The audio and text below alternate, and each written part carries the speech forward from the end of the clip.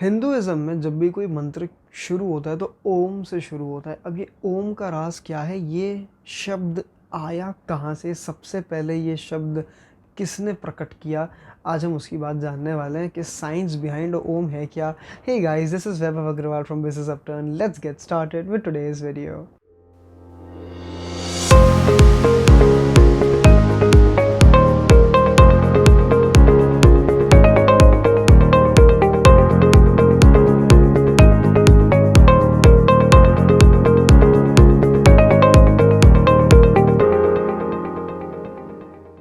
अब हम सभी इस बात को जानते हैं कि जब भी कोई हम मंत्र का उच्चारण करते हैं तो उसमें सबसे पहले ओम कहा जाता है। ओम को अगर मैं अल्फ़ाबेटिकली कहूँ तो AUM, it's not ONM, it's AUM।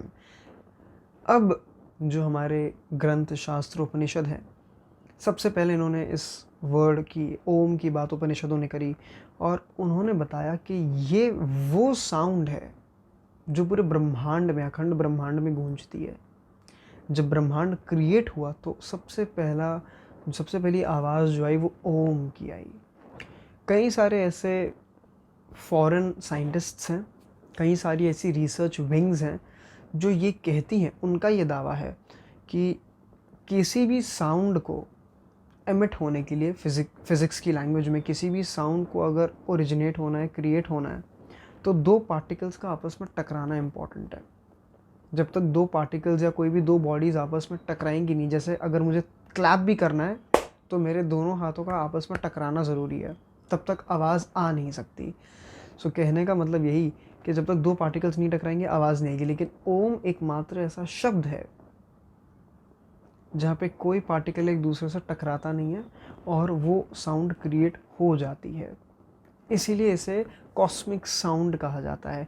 अब क्या ओम सिर्फ हिंदुइज़्म में प्रैक्टिस होता है? बिल्कुल नहीं। प्राइमरीली चार ऐसे रिलीजन्स हैं जो हेविली इस ओम के कॉन्सेप्ट में मानते हैं। सबसे पहले हिंदुइज़्म में, दूसरा आता है जैनिज़्म में भी ओम का बहुत बड़ा सिग्निफिकेंस है। बुद्धिज़्म में भी ओम का बहुत सिग्निफिकेंस है। उनका भी जो मंत्र है ओम मानी पद्मे हम, तो ओम सबसे पहले वहाँ आपको पढ़ने मिलेगा। फिर सिखिज़्म में भी कहते हैं एक ओंकार यानी ओम को बनाने वाले, ये क्रिएटर की बात की जा रही है यहाँ पर। तो ऐसे ही कई सारे रिलीजन्स हैं जिनमें ओम का सिग्निफिकेंस बहुत ज़्यादा दिया गया है, क्योंकि इसे एक कॉस्मिक साउंड माना गया है।